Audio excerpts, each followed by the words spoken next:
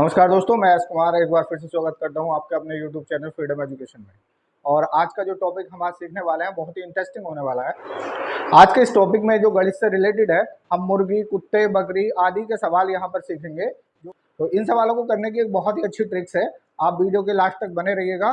चलिए सवाल के माध्यम से देखते हैं इस टाइप के सवाल कैसे सोल्व किए जाते हैं। चलिए दोस्तों, ये सवाल बोर्ड पर लिखा है और यहाँ पर लिखा है, एक चिड़ियाघर में कुछ चूहे और कबूतर हैं। अगर सिर गिने जाए तो 280 और पैर गिने जाए तो 820 हैं। कबूतरों की संख्या बताइए। बहुत ही इंटरेस्टिंग सवाल है। देखिए, कहने का मतलब है कि एक चिड़ियाघर है, वहां पर चूहे और कबूतर दोनों एक साथ रखे गए हैं। अगर चूहे और कबूतर दोनों के सिरों को मिलाकर गिना जाए तो आता है 280 और अगर उनके पैरों को गिना जाए तो आता है 820। उसने कहा है कबूतरों की संख्या ज्ञात कीजिए। तो इस सवाल को सोल्व करने के लिए देखिए, हमेशा हमें उल्टा सोचना होगा। वैसे भी बच्चों को उल्टा सोचने की आदत होती है, वो टीचर की बात कभी मानते नहीं है। तो यहाँ पर इस सवाल में उसने कबूतरों की संख्या पूछा है। इस सवाल को सोल्व करने में मात्र 10 सेकंड लगेंगे। इतने में सवाल को सोल्व कर रहा हूँ। आपने अगर अभी तक हमारे चैनल को सब्सक्राइब नहीं किया तो प्लीज़ उस चैनल को सब्सक्राइब कर लें। देखिए, यहाँ पर कबूतरों की संख्या पूछा है तो हम सारे जानवरों को क्या मान लेंगे? चूहे। तो अगर ये 280 चूहे हैं तो एक चूहे के पैर होते हैं 4, तो इसका मतलब 280 चूहों के पैर कितने हो जाएंगे? 4 0 0, 4 8 32 का 2 हासिल 3, 4 दूनी 8 और 3 11। यानी अगर हम इन सबको चूहे चूहे मान लेते हैं तो चूहों के पैर कितने होने चाहिए थे? 1120। लेकिन दोनों के मिलाकर पैर कितने हैं? 820। तो इसका मतलब कितने पैरों का अंतर आ रहा है? 300।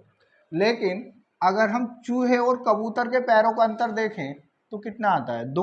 तो इस 300 को 2 से भाग कर दीजिए, तो ये संख्या किसकी निकल के आएगी?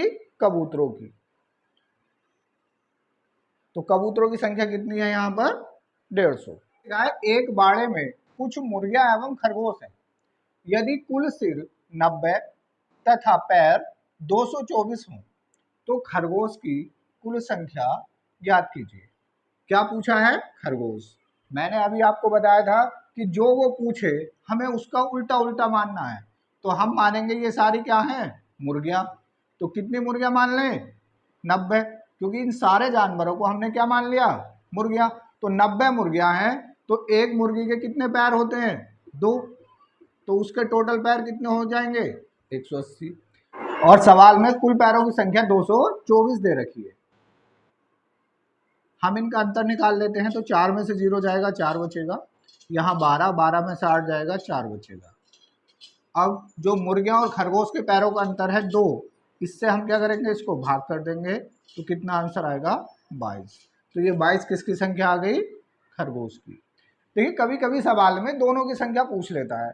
तो यहाँ से देखें, अगर खरगोश 22 हैं और टोटल जानवर उसमें कितने थे? 90, तो जो हमारे पास मुर्गियां बचेंगी वो कितनी बचेंगी? 90 में से 22 घटा दीजिएगा तो 10 में से 2 जाएगा 8 और 8 में से 2 जाएगा 6, यानी 68 उसमें मुर्गियां होंगी और 22 उसमें खरगोश होंगे। देखिए बच्चों, इस सवाल को आप बड़ी आसानी से कर सकते हैं। यहाँ लिखा है, एक व्यक्ति के पास कुछ मुर्गियां एवं गाय हैं। इनके पैरों की संख्या 140 तथा सिर की संख्या 48 है। तो मुर्गियों की संख्या क्या होगी? जैसे अभी हमने एक मेथड आपको सिखाया, उसने मुर्गियों की संख्या पूछा है तो हम सारे जानवरों को क्या मान लेंगे? गाय। तो कितनी गाय हो गई टोटल? 48, क्योंकि सिर सभी के पास एक एक होता है। तो 48 गाय, तो 48 गाय को कितने पैर होंगे? 4 अट्ठे 32 का 2 और 4 चौक 16 और 3 19, 192। लेकिन सवाल में हमें कितने पैर दिए हैं? 140। हमें इसका अंतर कर लेना होता है, 2 बचेगा और यहाँ से 5 बचेगा। अब जो मुर्गियां और गाय हैं, इनके पैरों का जो अंतर होता है उससे हम इस संख्या को भाग दे देते हैं। तो मुर्गियों के पैर होते हैं 2, गायों के होते हैं 4, तो दोनों का अंतर कितना हुआ? 2। तो 2 दूनी 4 और 2 छक्का 12। तो यहाँ पर जो मुर्गियों की संख्या आ गई निकल के, वो कितनी आ गई? 26। अगर सवाल में गायों की संख्या भी वो पूछ ले तो 48 में से हम 26 घटा देंगे तो यहाँ से बचेगा 2 और यहाँ से बचेगा 2, यानी गाय होंगी 22 और मुर्गियाँ होंगी 26। देखिए प्यारे बच्चों, ये एक सवाल लिखा है, एक कमरे में 2 तरह के 45 जानवर हैं, कुछ बिल्ली एवं कुछ कुत्ते। प्रत्येक बिल्ली 7 बिस्किट खाती है जबकि कुत्ता 9 बिस्किट खाता है।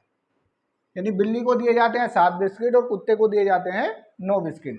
यदि कुल 345 बिस्किट खाए गए तो कुत्ते एवं बिल्लियों की संख्या ज्ञात कीजिए। देखिए जमाना थोड़ा चेंज हो गया है, अब कुत्ते और बिल्ली भी बिस्किट खाने लगे हैं। वैसे आप कौन सा वाला बिस्किट खाते हैं ये मुझे कमेंट बॉक्स में लिखकर जरूर बताइए। चलिए सवाल को सोल्व करते हैं। इसमें कुत्ते एवं बिल्ली दोनों की संख्याओं को पूछा गया है, तो आप इसमें से किसी एक की संख्या मान लीजिए। देखिए हम मान लेते हैं कुत्ते कि जो बिस्किट है वो सारे वो दोनों ना मिलकर कौन खा रहा है, अकेला कुत्ता खा रहा है।